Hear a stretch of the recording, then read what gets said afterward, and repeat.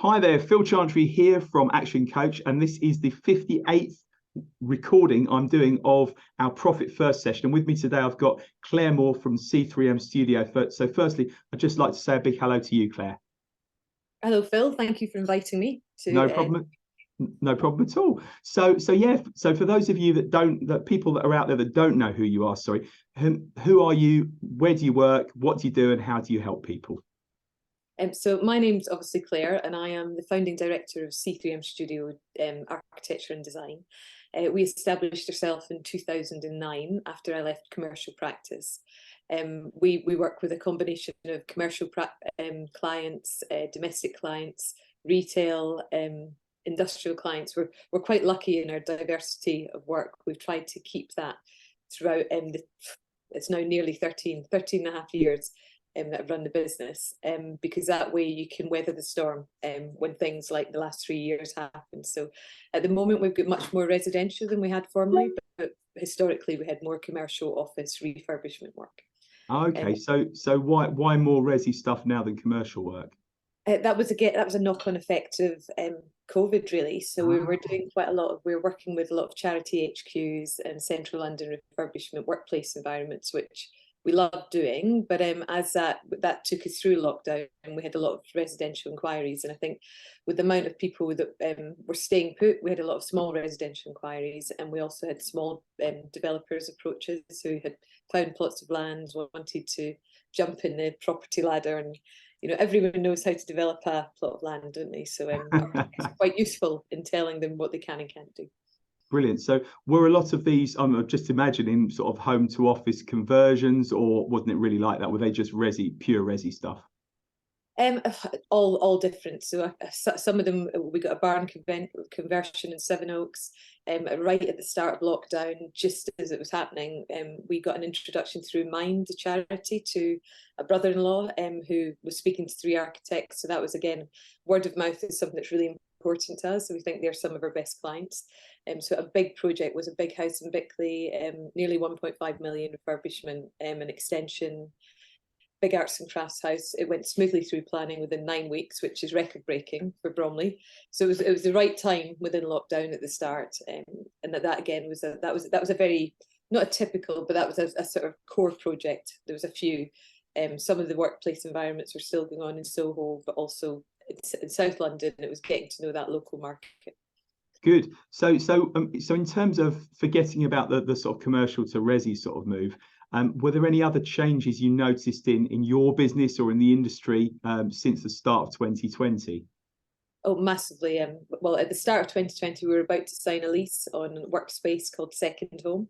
And that was so that we could work in central London and South London, where we built this office in 2019. But in central London, they were putting a lot of pressure on us to sign it, which makes me reluctant in any walk of life.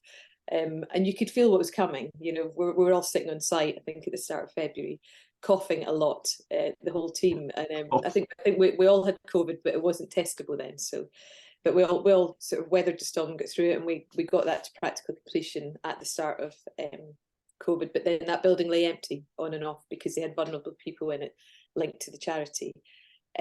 So we noticed at the start then that there was a big shift in the office market. We knew that would affect us, so we said yes to everything. And going through a bit of bereavement myself, losing my dad at the start of lockdown, that put me into workplace focus. So I just thought that's all I can do, which took us through lockdown in a positive way, because what it did was it just made me look for more work. And we were fortunate enough to be in the building industry, so we didn't have to stop. So, I feel very lucky. I always look at the glass of being half full, and we got more and more work.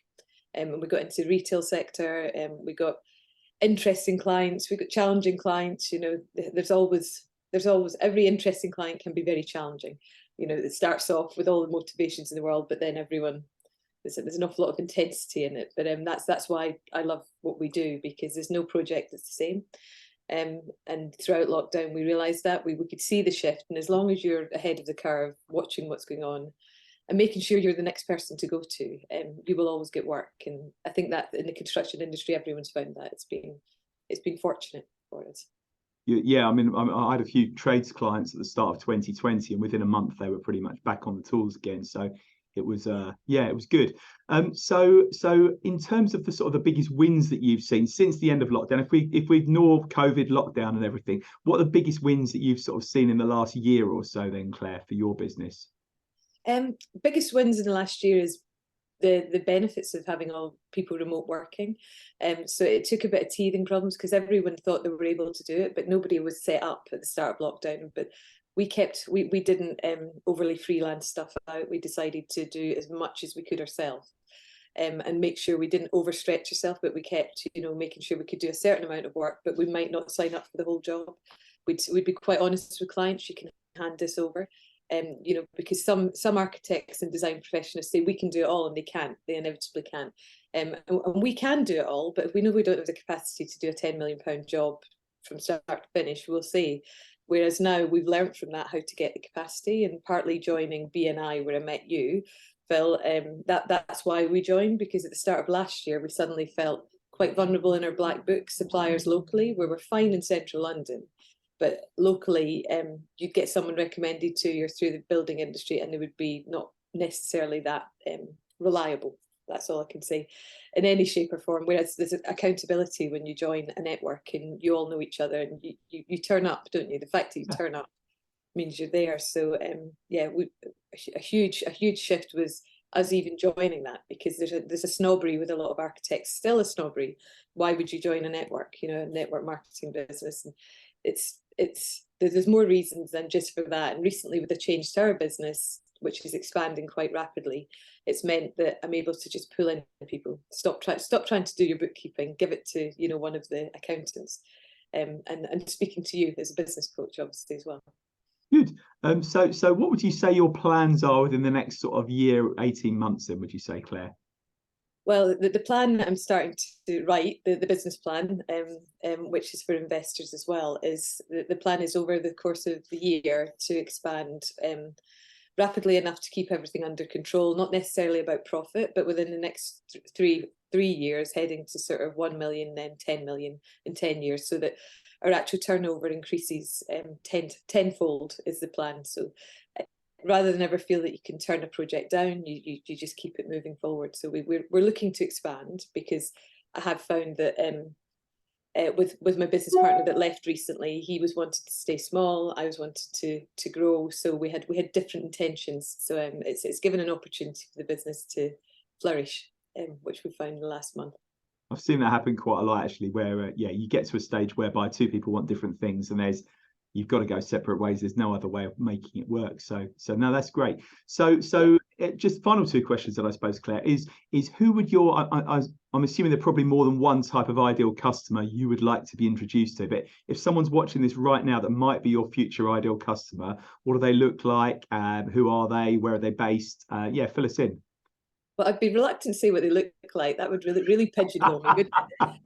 They could look like whatever they want to look like. But in terms of typology and type of building, it would be central London refurbished buildings are my passion. We've recently been approached by a few clients in Mayfair and Soho, in Islington, and they're really this sort of they're almost like I was going to say the golden goose. The golden egg. It's not the golden goose, is it? I don't know, actually. I'm not sure. I think it might be the golden goose, actually. The golden goose that lays the egg. Yeah, I think it is, actually. I think you got it right. But one of the focus projects on our website is Place to Be HQ, and that was a great project that came to me through previous contacts that had worked with me in a refurbishment. They said, don't work with the big guys, work with Clare. You'll get the person who would be the director at our previous practice. So I was able to work closely with that charity and do what we call a fast track refurbishment, which meant we were making decisions every day. It did mean long hours working till midnight, but the culmination of that was the Duchess of Cambridge opened it. Wow. It was really efficient. It didn't lose his money, so everyone was winning, and everyone was working really hard. So a client that has a refurbishment project that needs a fast turnaround and a hands-on approach is something that our company would like to work more with. Fantastic. So final question for you. How can people reach you if they want to get in touch and find out more, Claire? The best way is just either looking on our website or just dropping me an email. The email details, Do I have to say them out loud, or? You can do. In fact, yeah, if you could, and then what we'll do is we'll write them below in the comments box so people can contact you easily. So yeah, our general email is c3m_studio@me.com, which is the one that I started out from when it was just me, you know, on a laptop in a dining room table. But we also, if people want to contact me directly, I'm very much contactable. It's Clare, CLARE, without an I, at c3mstudio.com. Lovely. Okay, Claire. And I'm imagining they can contact you via LinkedIn, or don't you tend to get on LinkedIn very much? I'm a very keen user of LinkedIn. I haven't been posting as much recently, but I'm trying to keep up with my regular. You have to make it relevant, you know. So when you're too busy, sometimes you forget to post. But Absolutely. I've got a few that have still got to go up there. Good. So if people contact you by email or LinkedIn, they can reach you and have a conversation with you. So that's lovely. Thank you so much, Claire. It's been really fascinating hearing more about your business. And yeah, catch up soon. Thank you. Thanks, Phil. Bye-bye. Take care. Bye.